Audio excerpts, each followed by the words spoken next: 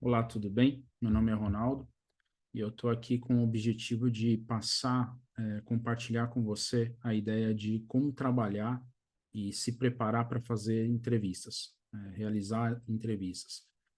Não são entrevistas de emprego, por exemplo. Aqui a gente está falando muito de entrevistas voltado para você conhecer o teu público, entender a necessidade do teu público, coletar informações que sejam importantes para que você volte para casa e consiga desenvolver é, soluções ou estratégias ou até mesmo criar novos caminhos para atender melhor a necessidade do teu cliente. A ferramenta, né, entrevista, ela faz parte do do conjunto de ferramentas, vamos dizer assim, que compõem o modelo Design Thinking. Então, um pouquinho antes da gente entrar no conceito, né, de como que a gente faz as entrevistas, de como que a gente se prepara para as entrevistas, eu vou passar um pouquinho do que é o design thinking, tá?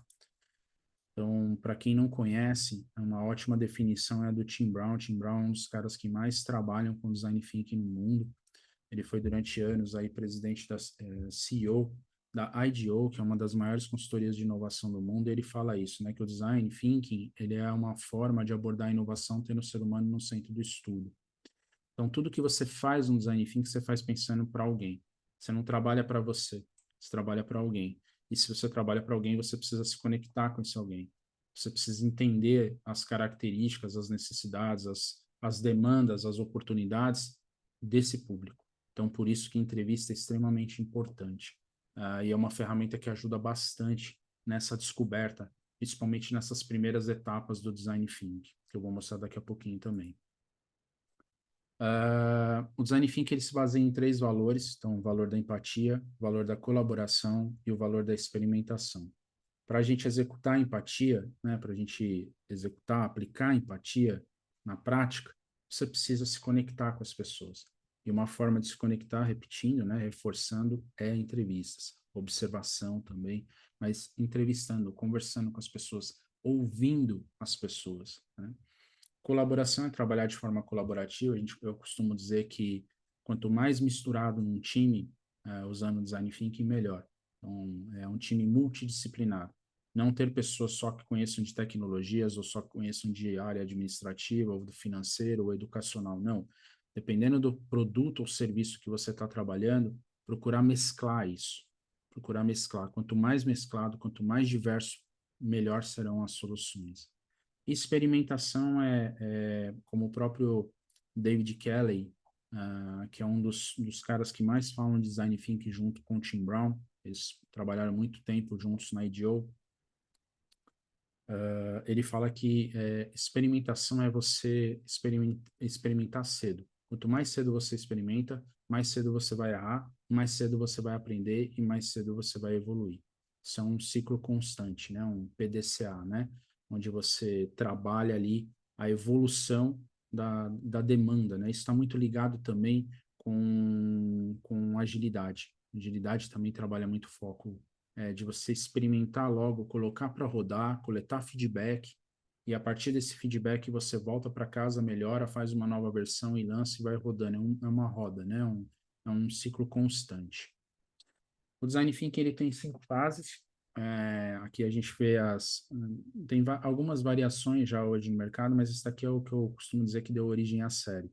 Foi criado ali pela IDEO e pela D-School no começo dos anos 2000. Então, você tem 2 fases aqui, que é a fase da empatia e da definição, que a gente chama de fase de entendimento. É aqui que a gente aplica as entrevistas. E esse treinamento aqui, essa explicação, né, esse workshop que eu estou dando aqui para vocês, é muito voltado para essas 2 fases. Aqui a gente está olhando para hoje ou para o passado, né? Ou seja, para entender até como que a gente chegou até aqui hoje.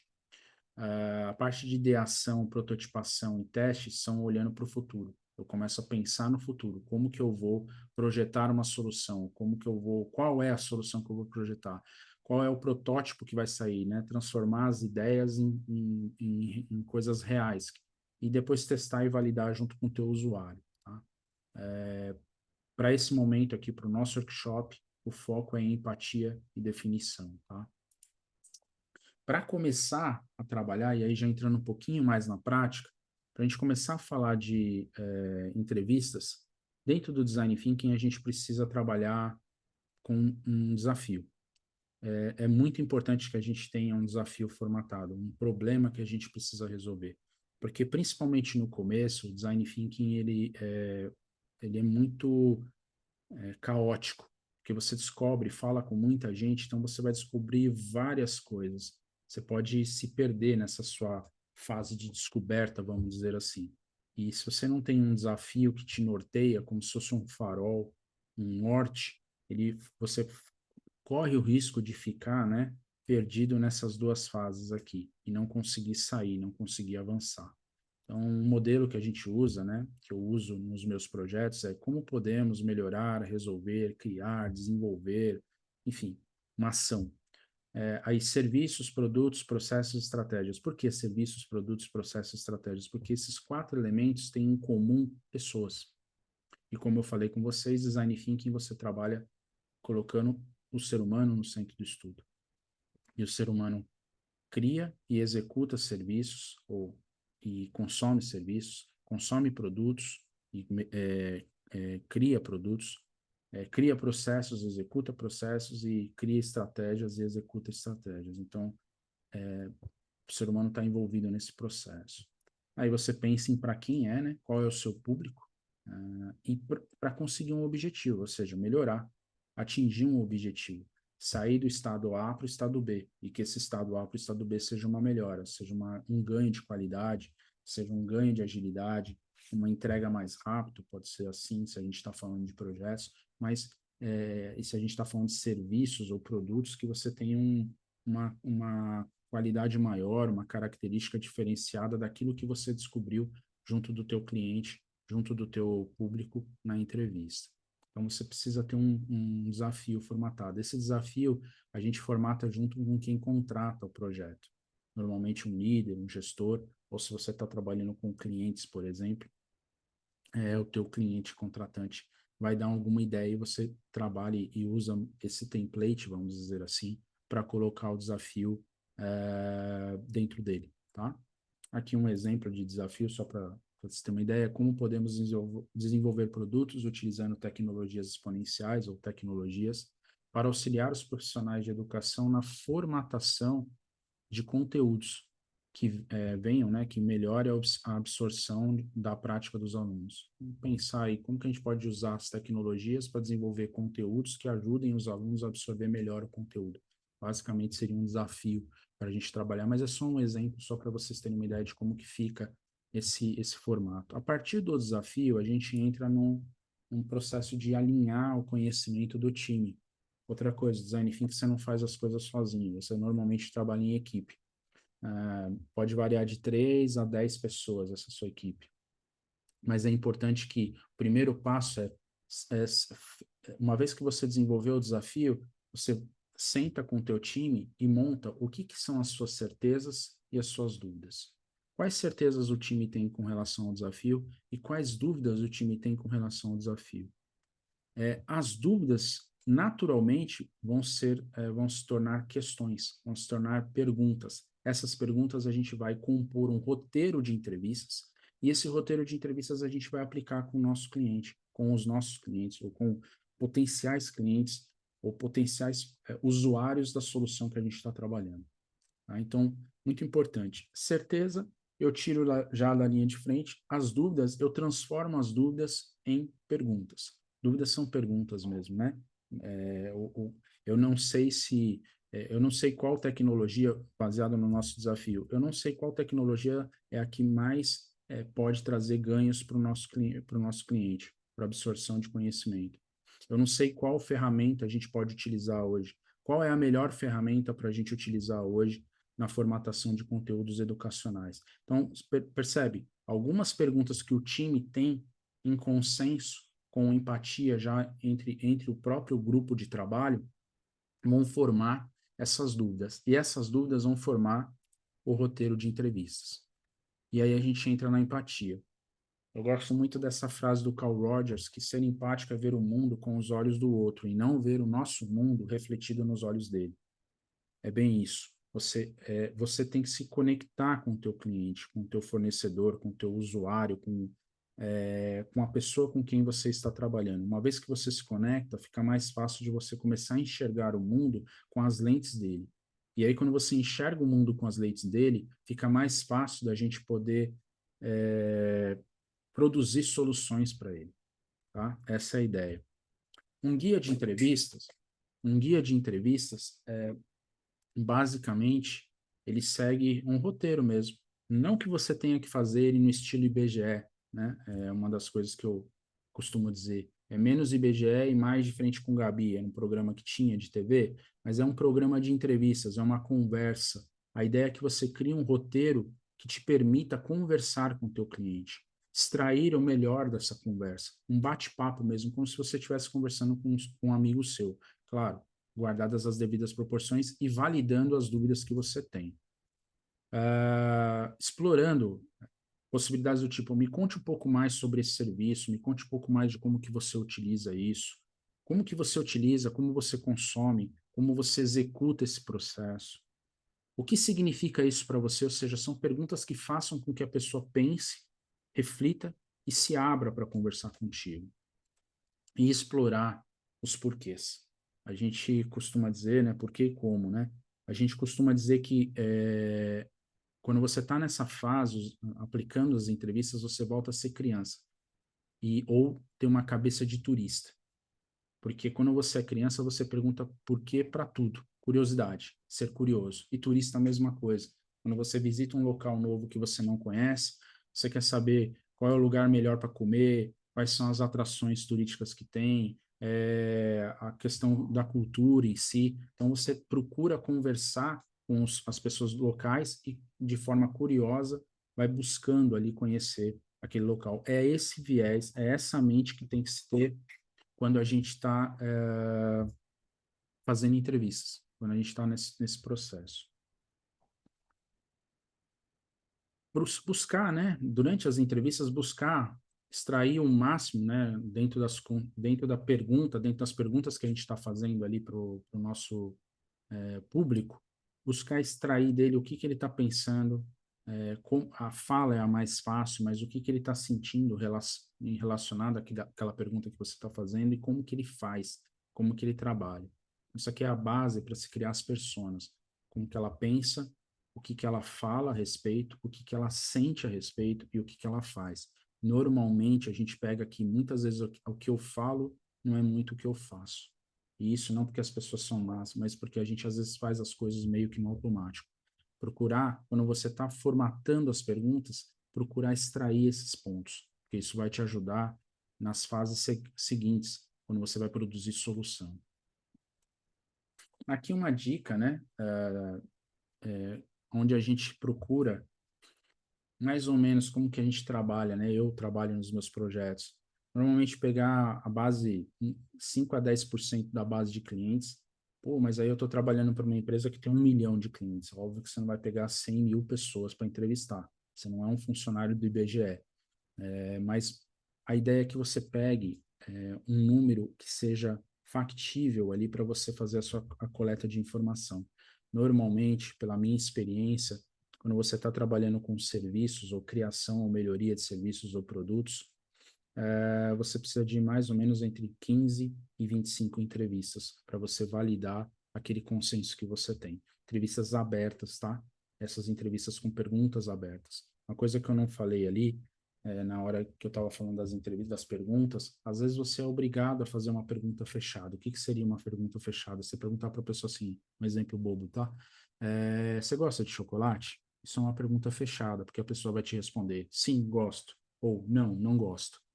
Não tem nenhum problema você fazer uma pergunta desse tipo, mas na sequência você já coloca um pouquinho assim, você já abre essa pergunta perguntando por quê?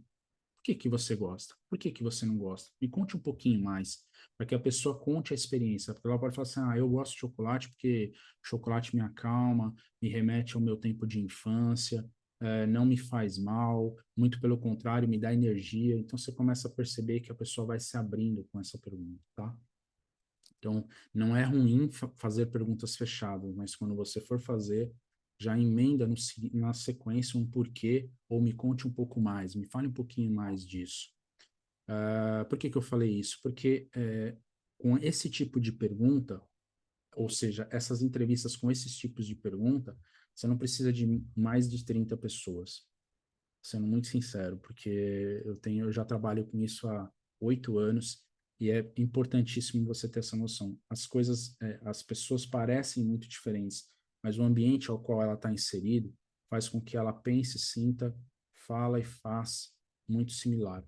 Então, é muito comum com 15, 16 entrevistas você já encontrar padrões, que é isso que você busca quando você está trabalhando com essas entrevistas. Aqui um pouco de dica, né, de como que a gente pode fazer. Então, as pessoas que serem entrevistadas devem ser selecionadas e convidadas previamente. A gente não faz entrevistas e eu não recomendo fazer entrevistas pegando as pessoas na rua aleatoriamente. Quando você está trabalhando nesse processo, você convida as pessoas, estabelece um horário, marca uma espécie de uma reunião com ela de 15, 20 minutos no máximo, porque é isso que dura as entrevistas, no máximo 15, 20 minutos, e a pessoa vai parar o que ela está fazendo, ela vai te dar atenção, assim como você também vai parar o que está fazendo, você também vai dar atenção para ela. Hoje a gente tem os efeitos da tecnologia, como eu estou gravando esse vídeo aqui, então você pode gravar essas entrevistas, mas normalmente quando você faz presencial, se você for fazer presencial, é ideal que você vá com uma outra pessoa. Porque enquanto você está conversando com a pessoa, criando uma empatia e abrindo um canal de comunicação, tem o teu colega está anotando tudo que a pessoa fala e tudo que ela fala. E às vezes ela fala mais com o corpo, com o rosto, com as feições, com os braços, do que com a própria boca. É importante isso, essa dica, tá? Não dá para fazer, eu não consigo fazer com outra pessoa, não tenho outra pessoa, vou sozinho. Procura gravar pelo menos a voz, não o vídeo. O vídeo você não precisa, mas a voz é importante porque você fica livre para conversar com a pessoa, dialogar com ela, criar uma relação de confiança com ela. A partir disso, depois você volta para casa, ouve, pega os highlights ali da entrevista, já faz algumas anotações logo na sequência, chega em casa, volta para casa, volta para o escritório, volta para o trabalho e aí redige a entrevista. Importante redigir a entrevista, tá? Esse público deve ser no mais diverso possível, né? Acho que eu já falei um pouquinho disso, mas se você está falando de um serviço, de um serviço já existente, sei lá, um serviço de academia, por exemplo.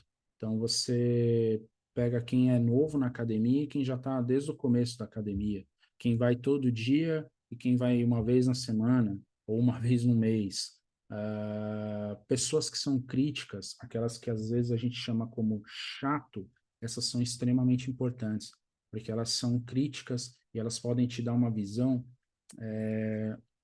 mais precisa dos pontos que ela entende que seja bom melhorar, né? Obviamente voltando para casa com bom senso, voltando, analisando, mas não tenha medo de falar com as pessoas que são ditas, esse cara é o chato, nossa, esse cara fala muito, esse cara às vezes reclama demais, porque a ideia não é essa, né? Tem pessoas que sim reclamam, mas tem pessoas que são exigentes, e a gente precisa entender esses exigentes, porque esses exigentes é que fazem com que o nível de serviço seja elevado, tá?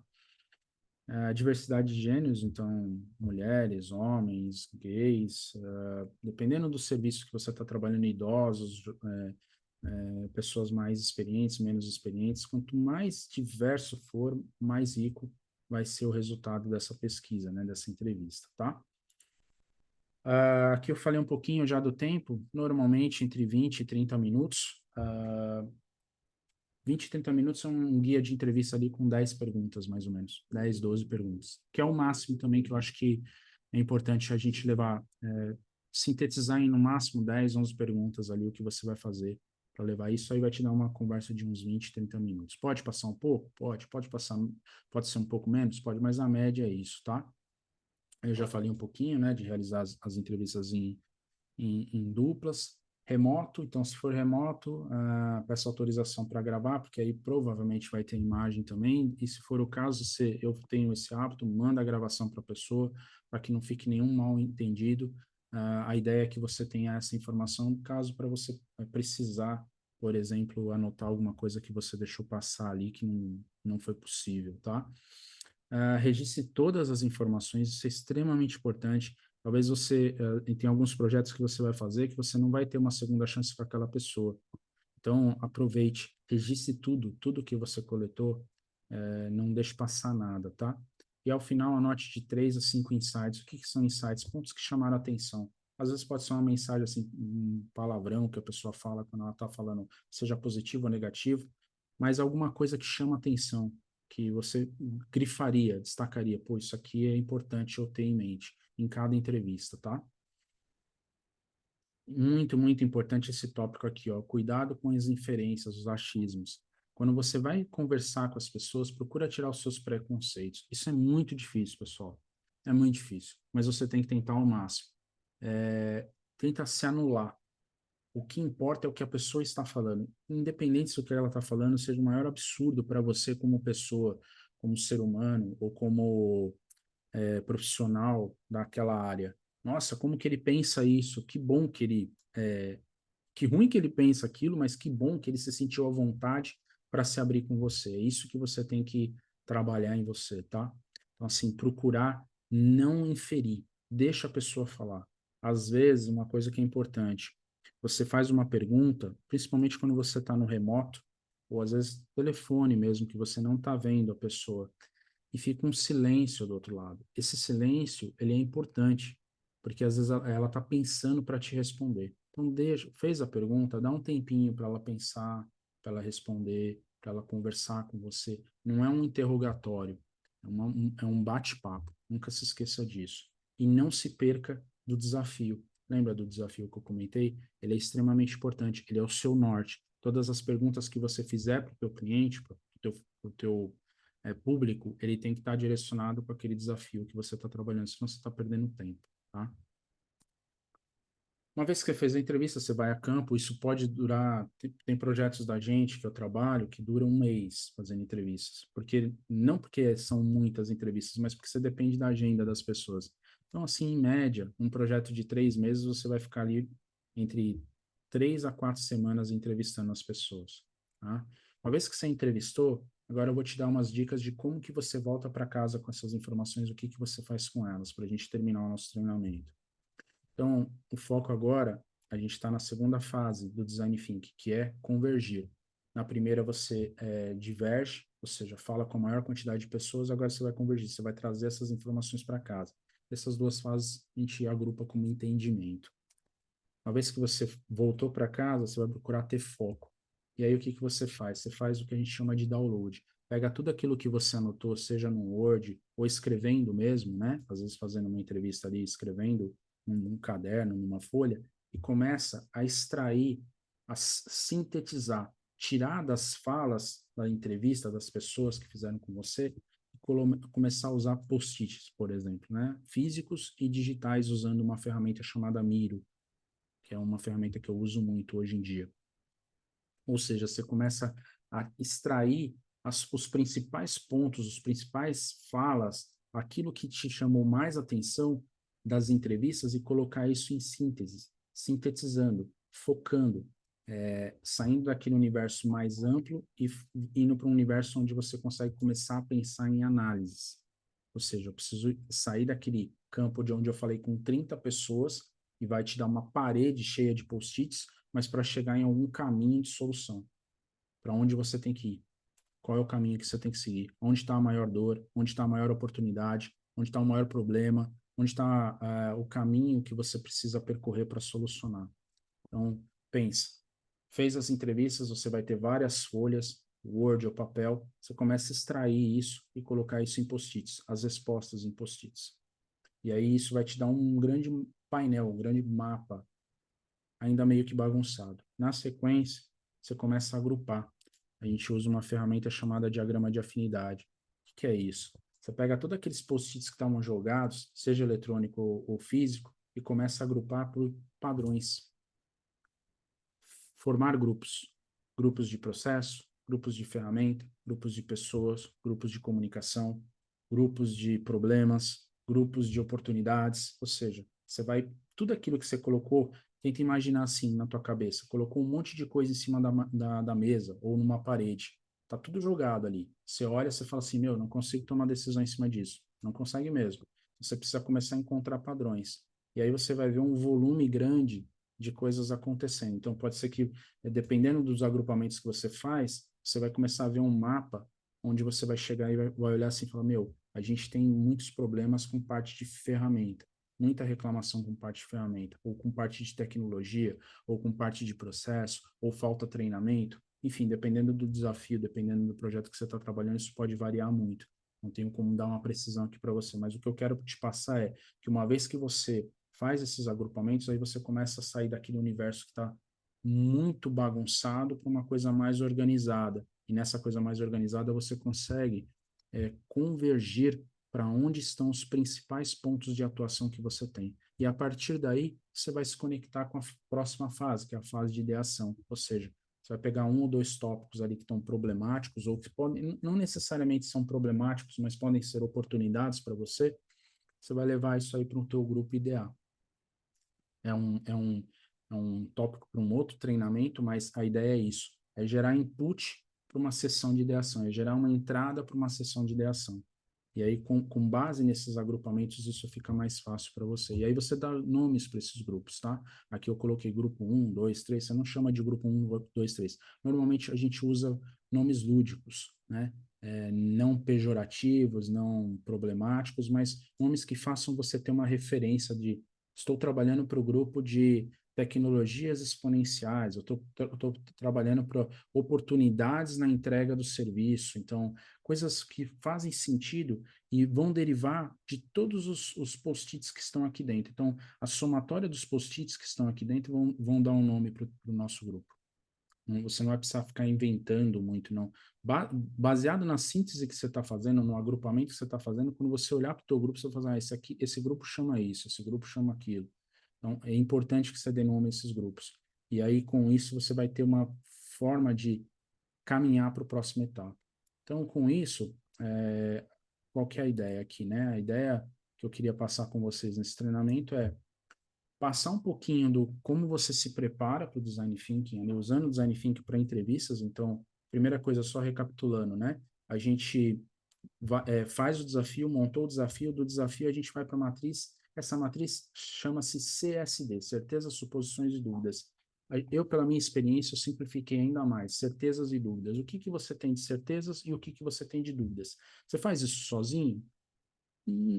Normalmente, nos projetos de design thinking, você vai ter mais pessoas trabalhando com você. Quanto mais pessoas você tiver, você coloca todas elas para definir quais são as certezas e quais são as dúvidas do grupo. Se você estiver fazendo sozinho, quais são as suas certezas, quais são as suas dúvidas. Daí, da parte de dúvidas, você vai desenvolver um guia de entrevistas, um roteiro de entrevistas, que é um norte para quando você estiver na frente de uma pessoa, você saber o que, que você precisa validar, para você não ir com uma folha em branco. Meu, o que, que eu tenho que perguntar para essa pessoa? Ou você perguntar 5 ou 6 coisas e ficar faltando 2 que são extremamente importantes que você vai ter que depois voltar. Ou seja, um guia de entrevistas, ele evita que você tenha retrabalho e perca uma grande oportunidade, porque às vezes você está na frente de um diretor de uma empresa que você não vai ter outra chance, né? Ou é muito mais difícil você conseguir uma segunda agenda com ele. Selecionar os participantes para as entrevistas, então eu dei aquela dica, né? Seleciona antes, marca uma conversa, explica o que que orienta o que que você vai fazer ali, não chega de sopetão, não pega as pessoas na rua. Eu sei que tem muitos projetos que são assim, mas eu particularmente não gosto. As pessoas não vão parar e elas não vão prestar atenção para conversar com você. Executa as entrevistas, e aí eu falei, né? Pode durar de 3 a 4 semanas ali a execução das entrevistas. Entrevistas de 25 minutos, né? Mas depende do teu público. Eu já fiz projetos onde eu tive que entrevistar 40 pessoas, porque foi uma demanda do cliente.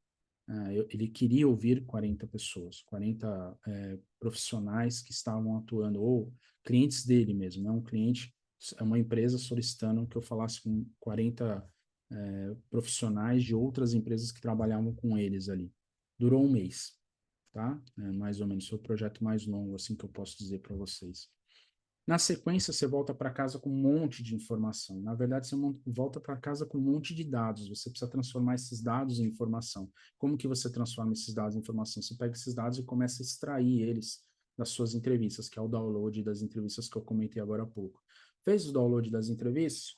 Show de bola. Aí você começa a organizar. Aí sim, você vai transformar dados em informações. Você vai agrupar essas informações. Você vai agrupar esses dados. Vai agrupar esses post-its, essas coletas que você fez em grupos menores. E aí você consegue identificar qual caminho que você deve seguir para as próximas etapas do teu projeto, tá? Como recomendação ou até mesmo como ideação. Às vezes você só está fazendo um diagnóstico. A tua empresa ou quem te contratou ou você mesmo só fez um diagnóstico. Beleza, para aí. Normalmente você faz um diagnóstico e daí em diante você começa a criar soluções, criar ideias e até mesmo prototipar essas ideias, tá? Então é isso que eu queria passar para vocês. Espero que eu tenha ajudado. Qualquer coisa, a gente vai se falando. Valeu.